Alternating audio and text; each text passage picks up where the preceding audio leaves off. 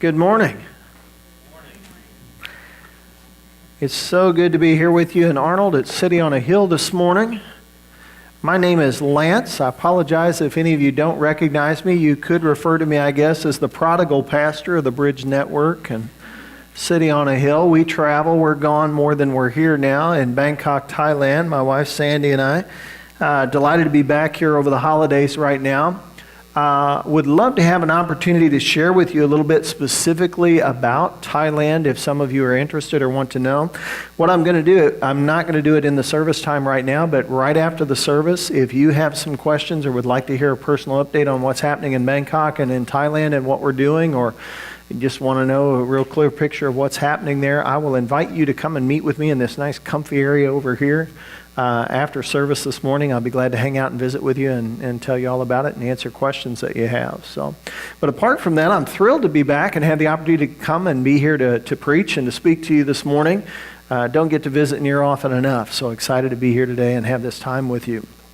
It's good to be in God's house this morning. We talk about that many times, about being in God's house, and I like that analogy and that picture. I don't know how you feel about house and home, but one of the things I'm really enjoying right now being here over the holiday is being at home and being in my house and being with my family and my kids. But I love that whole house image. For me, that creates a real warm image and a real comfy kind of image, a place I like to be. And I kind of like that king of the castle image, that goes along with the whole house thing and all of that. So I like being in the house. But that has a little bit to do with what I'm talking about today too, because kind of the question I have for you this morning is we go back to John chapter 2. We're just kind of following along in this series about the Son of God as he's revealed in John.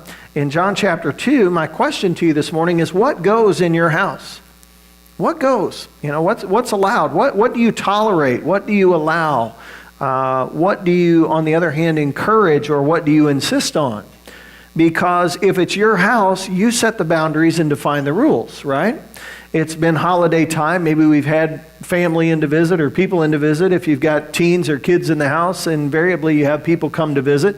Sometimes things happen in the house that you really don't want to have happen in the house. Other times you may want to encourage things to happen in the house. But if it's your house, you have to step in to set those boundaries, right? Decide what goes here and what doesn't go here. So as we continue in John chapter 2, I'm not sure how this worked out. I'm a little jealous in a sense because last week Stan gets to come and preach on the turning water into wine and the celebration at the wedding and all of that. Tim gets to come back and talk about Jesus and Nicodemus asking questions. I get the cleansing of the temple in the middle here. But we're going to make the most of it. It's a good passage this morning, so we're going to talk about it. But in John chapter 2, what we're going to see very clearly is Jesus presenting himself unquestionably as the Son of God and in his Father's house. God is in the house. Here he is. And in doing that, he takes on the religious establishment and the religious norm and the things that are going on and says, hey, this doesn't go. This is not what goes here. And with God in the house, the business of religion is not going to be tolerated. So that's what we see in this passage, and we're going to see that about our lives as well, about how when God is in the house, religion has got to go. So we're going to John chapter 2. If you want to look there with me this morning, we're going to begin in verse 13. So John 2:13, and we're going to read down through the end of the chapter. It says, the Passover of the Jews was at hand, and Jesus went up to Jerusalem. In the temple, he found those who were selling oxen and sheep and pigeons, and the money changers sitting there. And making a whip of cords, he drove them all out of the temple with the sheep and oxen. And he poured out the coins of the money changers and overturned their tables. And he told those who sold the pigeons, take these things away, and do not make my Father's house a house of trade. His disciples remembered that it was written, zeal for your house will consume me. So the Jews said to him, what sign do you show us for doing these things? Jesus answered them, destroy this temple, and in 3 days I will raise it up. And the Jews then said, it has taken 46 years to build this temple, and will you raise it up in 3 days? But he was speaking about the temple of his body. When therefore he was raised from the dead, his disciples remembered that he had said this, and they believed the scripture and the word that Jesus had spoken. Now when he was in Jerusalem at the Passover feast, many believed in his name when they saw the signs that he was doing. But Jesus on his part did not entrust himself to them, because he knew all people, or all about people, and he needed no one to bear witness about man, for he himself knew what was in man. All right, let's go back and begin to look at this a little bit. You know, as I read this passage, the first thing that strikes my mind is, can you imagine? Can you imagine? We're talking about the Passover here, and the Passover is the big feast in that culture in that time. In the Jewish culture and in the revelation of God to people at that time, the Passover was the big deal. Passover was the celebration every year, remembering back to when the children of Israel, God delivered them out of Egypt, when they'd been in slavery in Egypt, when Moses would lead them out. They'd been in slavery for hundreds of years in Egypt and oppressed, and God comes in, and you know the story. You know, they sacrifice the lamb, they put the blood over the door, the hand of death passes through, and anybody where the blood is on the door is fine. They're safe, and they're safe and sound. And that night, God tells them to eat that lamb roasted on a fire and to eat it with unleavened bread, because they had to be packed and ready to go because he was moving them out. And so now every year they observe the Passover, and it is the key feast in their year and their holidays. And so we find him at the Passover, not unusual, but you can imagine everything going on. You know, this is the big holiday, almost like, you know, Christmas we just had and everything that goes along with Christmas. So all the celebration that's happening and people coming and going and coming to make their offerings and sacrifices and all of those things. And so Jesus goes to the temple, which I'm sure he did every year. And here he is at the temple, and you know, you have the sheep and the oxen that people need to sacrifice, and you have money changers there because they weren't allowed to use the Roman currency of the time in the temple. They had to exchange that money for temple coins that they could use to make their offerings and pay for things in the temple area. So they had to exchange money there too. And here comes Jesus into this scene where all of this is going on, and it says he makes a whip out of cords, and pow! Pow, and he starts driving them out of there, and he's turning over tables and dumping out money and telling them, get out of here.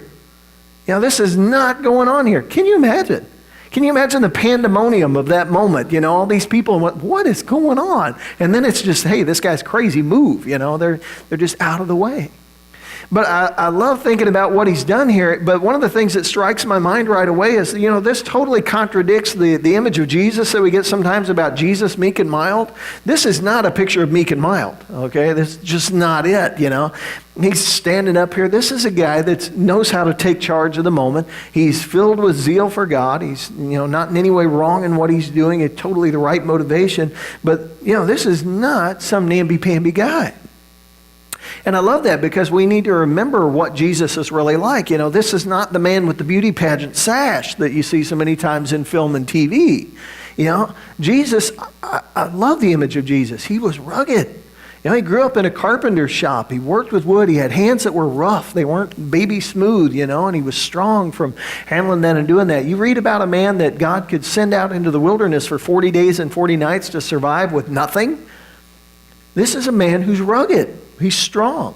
He's a man's man in that way. And he's someone I look up to and want to be like. And I see him in this situation as well as somebody who can stand up to the situation and take charge and address that situation. And it didn't matter if anybody was with him or if everybody was against him, he was going to do what was right. And so here he is in the moment. I love that picture that we get of it. So let's go back and kind of begin to look at this and see what this has to tell us today and what it has to say and to speak into our life today as well. Now, to set this passage in its context, I want to use a little bit of this home image, okay? As we're talking about home and the house and all of that, I want to use some ideas from that. I want to take you to the attic, first of all, okay? I don't know if your house has an attic, but they used to make houses with an attic, a big attic. You know, you could either had stairs going up or you could pull the ladder coming down, and if it was really nice, it even had like windows on the ends. But the attic is the place where everything goes, right? I mean, your life is stored in the attic. All the things from the past, all the stuff, all those things we've held on to forever and a day, you know, it's all up in the attic, right? So I want to take you to the attic because we need to dig into a little bit of that history and kind of understand what we're looking at and what's going on here. So join me in the attic. Let's take a look at the history of what's happening in this passage so we kind of understand what's going on. What are we looking at? What's going on here and why is it happening? You know, in the scriptures, God has provided us 66 books, a regular treasure trove of things from him that we get to look at and dig into. 66 different books, 27 of them in the New Testament. Out of those, there are 4 Gospels, right? Matthew, Mark, Luke, and John.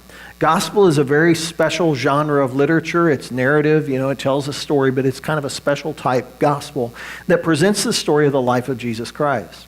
Now, some people look at that and they don't understand. First of all, they say, well, why do we need 4 of them? You know, isn't it all the same story? And other people look at it and they say, they don't seem like they're the same. They're different. Why aren't they all exactly the same? Is that a problem? Do they contradict each other? Is there something wrong with this? Well, it's very important that we do have those. You know, what we have are 4 different and distinct perspectives from 4 different men who had slightly different purposes in their writing. As John says about, or as Paul says about Scripture, they were carried along, each of them by the Holy Spirit, to write as God would inspire them to write. But each of them had a slightly different purpose in how they wanted to present the story of Christ. Each of them definitely had slightly different perspectives. And what I mean by that is no different than if after the service here and we're all leaving, if we go down here to the corner, you know, where they put in the new stoplight, and we see some big accident, you know, there's something happens and a collision of cars and all of that, and the police come along and they're taking reports. If they pull 4 people aside and ask them what they saw, are they going to hear exactly the same story? No, they're not. They're going to hear 4 different perspectives from 4 different people who witnessed the same event. That's largely what we have in these 4 gospel collections. There's slightly different perspectives on what they saw or what they learned about. You know, Mark gathers Peter's story. Luke, of course, gathered his story from other individuals. Matthew, we know, was there. John was there firsthand, definitely, in what they were doing. But we have 4 different perspectives, slightly different, on what happened. The beauty of that is when you put all of those together, you get a much fuller, much clearer picture of what's taking place. And so here we find this. We're stepping into this situation. We've got these Gospels. And John's purpose in writing is to present Jesus as the Son of God. That's what he wants to do. He wants no one to miss the fact that this man, Jesus, was not just man. He was God. He was the Son of God. He was the promised one to come. And so he wants to establish that clearly. And we see that, as you've already heard from John. In John 1:1, in the beginning was the Word, and the Word was God, and the Word was with God, and all of that, you know, that we gather from the beginning. Last week, as you're talking about in Cana, we see the man that turns water into wine. You know, he has control over physical elements to do whatever he wants. And this was the first of the miracles that he did. And here we find him walking into the temple and declaring himself plainly to be the Son of God in his Father's house. So he's presenting himself that way. Now, one of these points you might find a little conflicting is you say, well, I've heard about the cleansing of the temple. The other 3 Gospels talk about this as well, right? But don't they put it in the Passion Week? Most of them talk about it in the week when Christ died, in the Passion Week, that he went up to Jerusalem and he goes in and there's these events that take place in the cleansing of the temple. But if you go back and read, and even in the Greek text, John is so specific about putting in little conjunctions and connectors of time to say, this happened, and then this happened, and then this happened, and right after that this happened. And he connects all of this up. So there's no question that these men have made choices about what they include, but it seems very apparent that these are actually 2 separate events. And it would seem that the first great event of Jesus' public ministry in this way and the very last big public event of his ministry were both cleansings of the temple and around the time of Passover, which, as I said, was their annual feast. Jesus would have gone up for Passover every year and been a part of that celebration that went on. But it seems important. 2 times he goes and cleanses the temple. He's trying to get a message across to us. There's something very important in what's going on here. And so we find him going in, and this happens, and both of these events happen, and both of them reveal the Son of God in the Father's house. And we see the one who is our model and our example taking on the religious establishment in these religious forms. Okay, let's move down from the attic and let's spend a little time in the living room. I don't know how it is in your house or if you have family meetings. Anybody have family meetings? We have family meeting at the Smith house once in a while. It's not real often, but once in a while we meet in the living room because we got to talk. Okay, so we get everybody together and whatever it is that's going on, we're going to talk about the issues that are going on. And that's what I want to get to here is kind of what's the issue. So we'll spend a little time in the living room. What's the issue? Why is this important? Why does it matter? There's some passages in Scripture that we can scratch our head and say, why is it there? I don't know if you've had that experience or not. I've read this book many times. There are places, particularly in the Old Testament, that I kind of stop and scratch my head and I'm like, why is this story here? The more times you read it, it makes a little more sense. You start making connections between some of the names and some of the people and things that are going on. But there is a reason. God gave us this for a reason. So what's the issue? It kind of brings us back to where I started this morning, that question about what goes in your house. What goes on in your house? What's allowed? Now, if there's something that needs to stop, what are you going to do? Do you stand up and address it? Do you set that standard in your own home? If you don't, I don't know who will, but what do you do about it?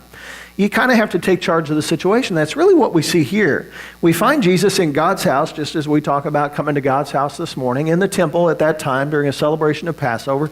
And Jesus stands up and says, hey, this is not going on in my house or in my Father's house. Something needs to change. Something needs to stop. And the reality is that many people had become very comfortable trusting in what was really meant to be a reminder, but trusting and putting their confidence in that reminder rather than the thing they were being reminded of. And so it had become kind of business as usual. And in fact, the bad thing is it was the business of religion that they were engaging in. And Jesus coming was a time of fulfillment of that imagery and that symbol for them, and it was also a time of change. And so the disciples look back on this and they remember, Psalm 69:9 about the zeal of God. For zeal for your house has consumed me. Jesus walks into that situation and he's filled up with zeal for God. He's filled up in that situation. This shouldn't be going on in this house. So he's going to set things right and he's going to deal with it. The reality is that we have a great affinity for religion, people in general. We have a great affinity for religion. We like religion. We find comfort in religion. We find a lot of things in the trappings of religion that are very appealing to us and very comforting to us. Let me see if I can give you a little better picture of what was going on in the temple here right now. I don't know how you see this scene, but having had the privilege to travel where we travel, I've seen some things that help me understand a little better. So I've got some pictures from Thailand. If we've got pictures from Thailand ready, back there that I want you to see of some worship in a little different kind of temple, but it's very similar. This is a sacred place in the middle of Bangkok. It's built next to a big hotel and shopping center, actually. But this is considered a sacred site. They built the Spirit House, the little pointy roof building that's kind of in the middle right there. And inside of that is an idol. It's a Brahmin Hindu idol. And you can see all the worship activity that goes on around this corner. This is actually a very thin crowd for this location. It's usually very, very full. I happened to be there early in the morning when I was taking pictures. But it gets very crowded, very sacred. There's an elevated metro train that goes along right by there, and the people who ride the train, even out the window, pay respect and why to this sacred site. People walking around the corner of the businesses on the other side of the street, 6 lanes of traffic over, stop to pay respect to this site in the city.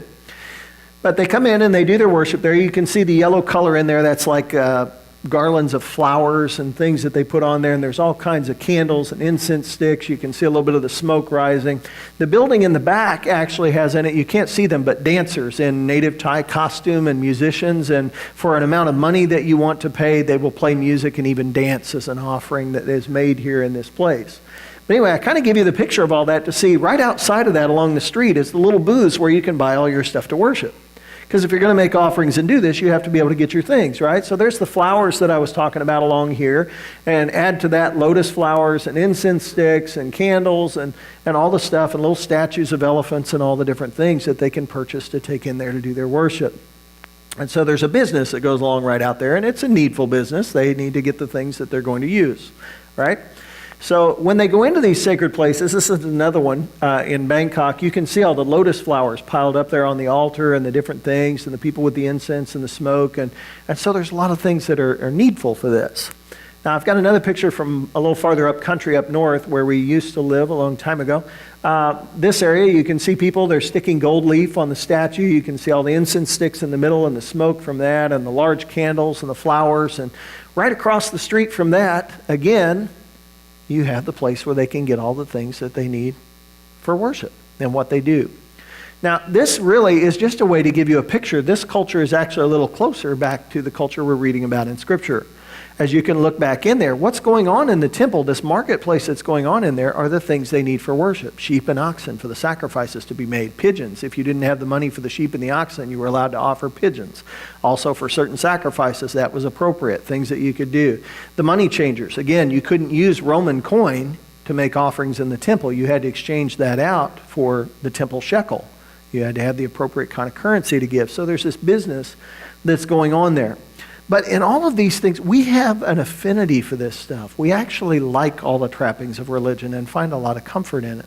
We like the imagery. We like the buildings a lot of times, and the robes and the things that go with it, and the incense and the different vessels and things that we use. And all of those do have a purpose. They were created for a purpose. They're created to be an image and a symbol of something that we are looking to. But we can get so caught up in the symbols that we begin to miss the point, and we begin to put our trust in the wrong place. Now, we can look at some of these things and say, I would never do that. I wouldn't put my trust in doing those kind of things. It's not what we do. Even in the church, we can get caught up in those things. Whether it's some of those same kind of trappings, if you're in what we might call high church, where it's very formal and we have the big grandiose buildings and the robes and all the things that go along with it. Those are neat things. They have symbolism that is important, but they're not what is really important. They're pointing to something else.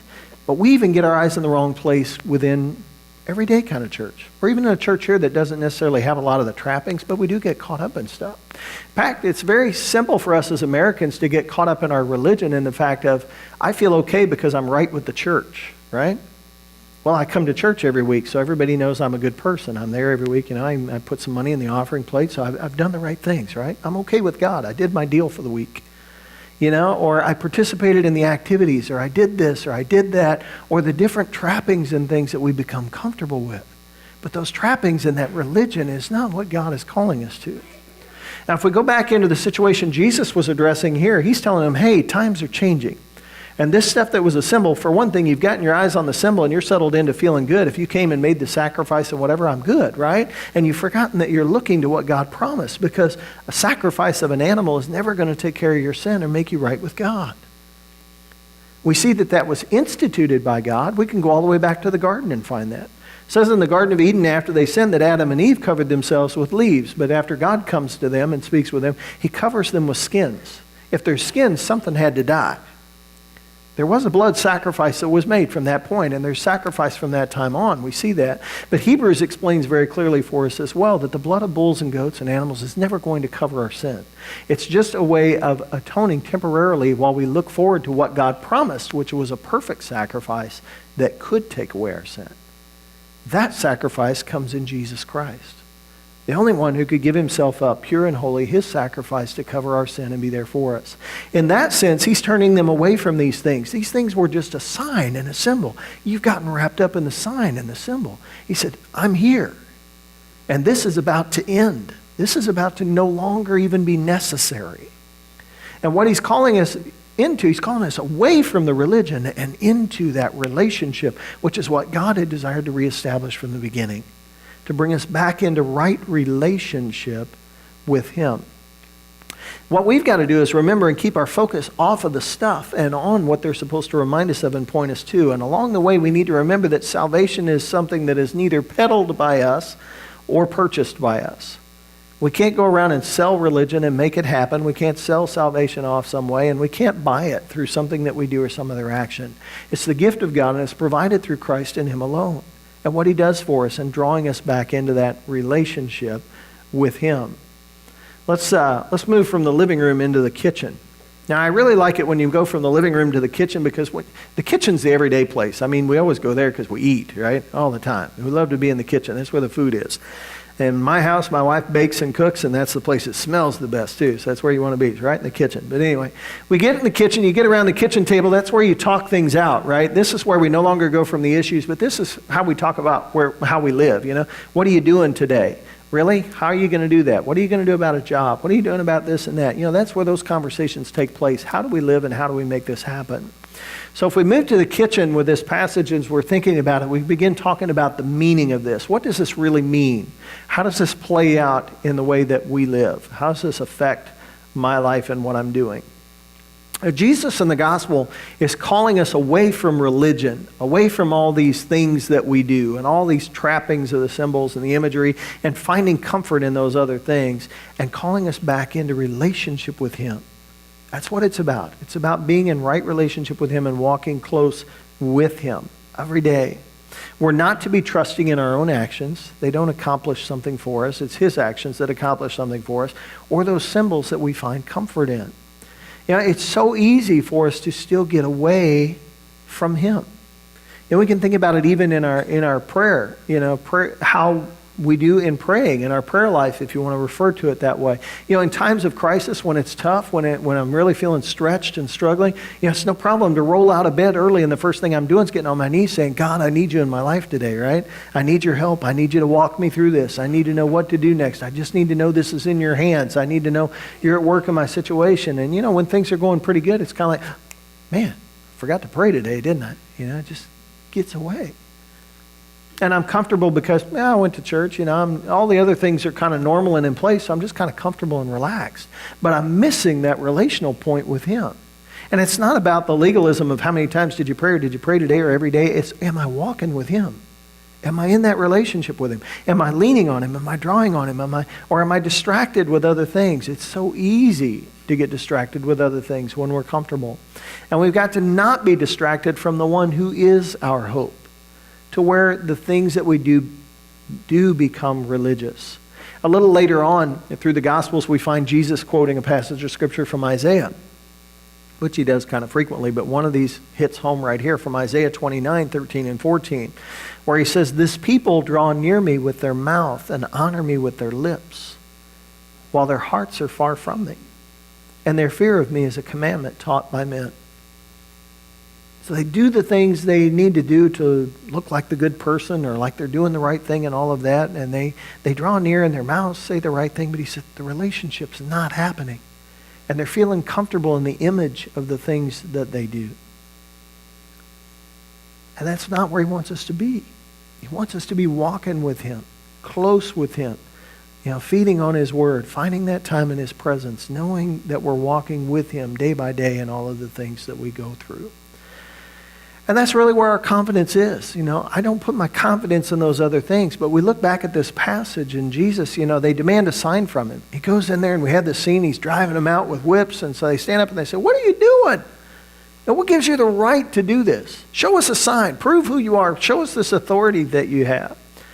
And, He gives them a sign they can watch for. He doesn't give them what they want, show them right at that moment, but He does give them a sign they can watch for. He says, "Destroy this temple, and I'll rebuild it in 3 days." They're missing the point. They think He's talking about the structure. You going to do that? It took 46 years. You can't do this. It says they perceived later, the disciples remember that he's speaking of His body. He's speaking of His body. I tell you what, you can have confidence in the one who knew and described His death and His resurrection before it happened and was able to do it. I find great confidence in putting my trust in and walking with someone you can't take by surprise. You can totally blow me out of the water. You can come up with something tomorrow I totally didn't expect, blindsided, no idea, whoa. You can't take God by surprise. He knows what's going on. His plan is at work. His plan doesn't fail. It doesn't get derailed, sidetracked, put off, and He doesn't fail to come through with what He promises. That's where my confidence needs to be. That's who I want to walk with day by day. That's where I want to be living, close to Him, not caught up in the trappings of other things. And as we do that, as we come to Him, it says His presence comes to be in us, comes to reside with us and in us. It's a beautiful thing. Just as He talks about His body as the temple, then He begins to speak about our bodies as the temple, as the place where His Spirit resides. Paul talks about this in 1 Corinthians chapter 3, about how as we come to Him, we become His dwelling place, His house, His temple.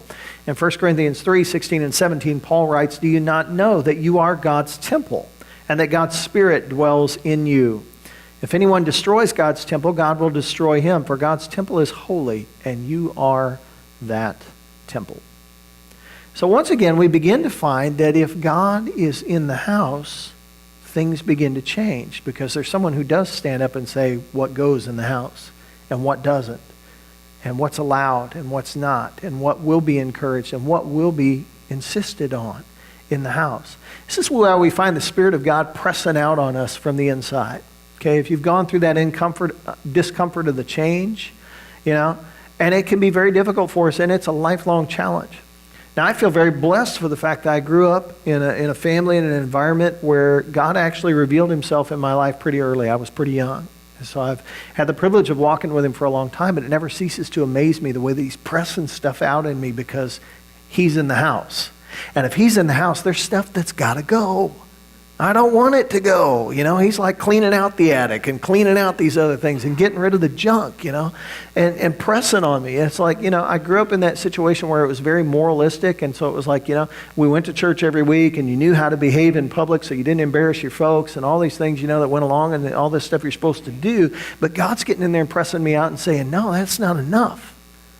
I'm not tolerating this other junk in my house, whether anybody else knows it's there or not. This thing that you've been doing all these years, this habit that you have, it's got to go. I'm calling you to be holy like I'm holy. I'm calling you to be more like me. And he's changing and setting up those things because we are that temple. And God's saying there's not going to be any religious business here. There's not going to be any just having the image on the outside of looking like, oh, I'm this great person, I'm at church and everything's hunky-dory and it's good. Somebody says, how are you? I'm fine. All of that, he says, no, we're going to press some things out of here because God's in the house. He says some things have got to change. And we need to be open to that change and what God desires to do in us. And allow him to work those things out in us and allow him to do what he's wanting to do. And, I found in my experience that God doesn't do things my way. I try to give him all kinds of advice. He's just not listening. I'm telling you, I keep telling him this really needs, he has his own way of doing things. He doesn't do it the way I think. He doesn't do it when I think it should happen. He doesn't do it how I think it should happen. When I think, okay, God is at door number 1, number 2, or number 3, he says, I got a door over here you don't even know anything about. It's totally different. But God has a different way of doing things. But if God's in the house, that's the way it is, right? We trust him. We walk with him. We learn to go through those things. Even when it hurts and it's difficult, we walk through those things with him and allow him to do it. And so that's what we're dealing with here. Jesus comes in and says, hey, we're not talking about religion. We're not talking about putting up an image. We're not talking about trusting in those images and those things that we find comfortable and all of that. We're talking about walking in relationship with me. Now, we find one last thing kind of added on to this passage at the end as we look at it before we roll into the next chapter. Kind of a little afterthought about what's going on with Jesus while he's there for the Passover. Now, this is kind of our back porch conversation, okay? If we've been in the kitchen, now we're moving to the back porch. You know what happens on the back porch? That's where you get a little bit of advice. If we want to talk, can I talk to you for a minute? We just kind of slip out on the back porch. Let me give you a little advice here. Let me submit something to you that might be a little help. That's kind of one of those places where we have those conversations. So, let me give you a thought here.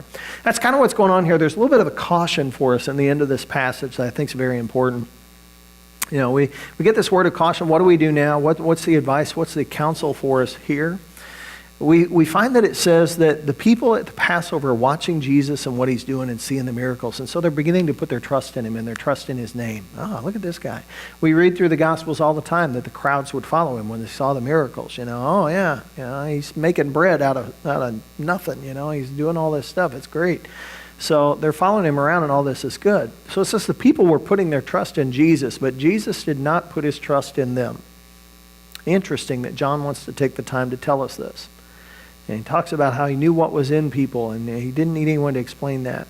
And really what he's trying to communicate to us is in the same way, we need to keep our eyes on the Son, keep our eyes on Jesus and what we do, and sink ourselves heart and soul into that relationship with him. And where that's going to play out is when we look at other believers and even leaders and that we maintain appropriate relationships with them.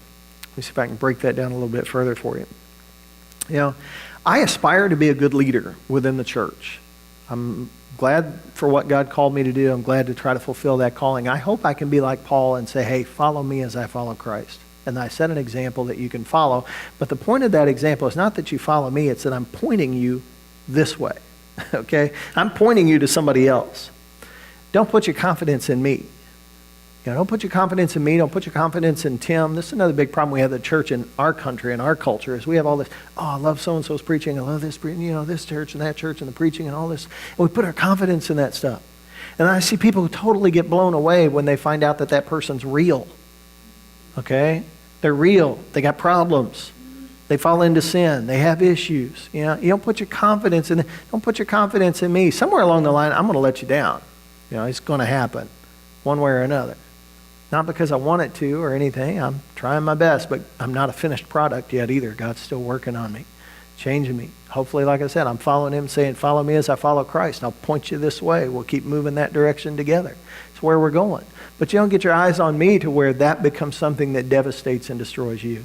In our relationships with each other, we've got to realize the same thing. We are here to encourage each other and to spur each other on and to help each other. But we're not here to, put our confidence in that. And when we see somebody have a problem, that we're shattered by it. They're real people living in a fallen world, messed up world, and we're all trusting in Christ to get us through it. That's not where my trust belongs. I put my trust in the one who's never going to disappoint, who's never going to let me down, who's never going to come up short of doing what he said he would do. Like I said, he doesn't do it the way I think he should. He doesn't clear it with me first. But even through those times that are painful and through those times that are difficult and through those times that are understand, if I give myself enough room down the road that I can look back with hindsight, it's like, oh, okay. God did have a good reason for doing something different than the way I would have done it. He does have his reasons, and he is worthy of our trust in that. But we keep those relationships appropriate. 1 Corinthians 3, where we left off, Paul kind of goes on with that idea in verses 21 to 23 as he's talking about people. He says, so let no one boast in men, for all things are yours, whether Paul or Apollos or Cephas or the world or life or death or the present or the future, all are yours, and you are Christ's, and Christ is God's. He's showing this where all this goes. Whatever it is that's involved in your life, that's cool. You belong to Christ. Christ is in God. Keep your focus up there where it belongs. In him and on him where it belongs. The Corinthian church was getting into that whole thing about who's the greatest and who's the teacher. Well, I follow this, I follow that. No. So we're following Christ. We're letting him be at work in us. We're getting the religious stuff rooted out. We're getting rid of that. We don't need that kind of junk along the way. That comes in on us. Where are we at with that? Are we caught up in the trappings of, the way that we do worship or the songs that we sing or whether I knew that one or liked that one or, who's teaching or who's preaching or what's going on? It's not what it's about. Are we deepening that relationship with him? Are we walking closer with him? Have we allowed him to draw us deeper into that? Have we allowed him in the house to be pressing out the stuff that doesn't belong in his house? So what goes in your house? Not just your physical house, but the spiritual house that you are. What do you tolerate? What do you allow? What do you encourage? What do you insist on? And if God's in that house, the business of religion has got to go. We've got to be about deepening that relationship with him. I want to pray with you this morning, then we have the privilege of having the opportunity to take communion together as well. But let me pray with you. Father, I thank you so much for the opportunity to be in this house this morning with this particular part of your family of faith, this little household here in Arnold that I have the privilege to be a part of. Thank you for that. Lord, these people encourage me and they encourage my heart. Even when I'm on the other side of the pond, thousands and thousands of miles away, knowing that they're praying, knowing that they're thinking about us, that we're in this together and that we get to come back and be with them and visit with them is encouraging. And so, Lord, I thank you for them today. And I pray that along with them, that my family and this family, Lord, that we'd be challenged in this relationship with you, that we'd not get caught up in religion, Lord, that we'd not get into the routine of, we feel like we're where we need to be with you because of all the stuff we do, the things we're involved in, or just the fact that we're here week in or week out or whatever. Lord, it's never in that idea that I did my duty, I did my deal. But Lord, am I walking with you? Am I walking with you? Am I letting you fill up the house? And are you pressing out and deciding what goes and what doesn't go? And Lord, am I keeping my eyes and my focus on you? Lord, I pray that you would just take a moment and remind each person in this room how much you love them. How deeply and how passionately you love them to do what you've done for us. And to come and find us and rescue us and bring us back to you. And Lord, I pray that they would rest in that and know that they don't have to do anything to earn it or keep it or anything else that way. It's a gift that you give to us. And Lord, in that, then you change us and make us the people we were meant to be. So Lord, I pray that we'd rest in that today, but I pray that we would drink deeply of your presence and just fall more and more in love with you and grow in that relationship with you. And Lord, I don't know who's here today, and maybe it was a struggle just to get to church this morning.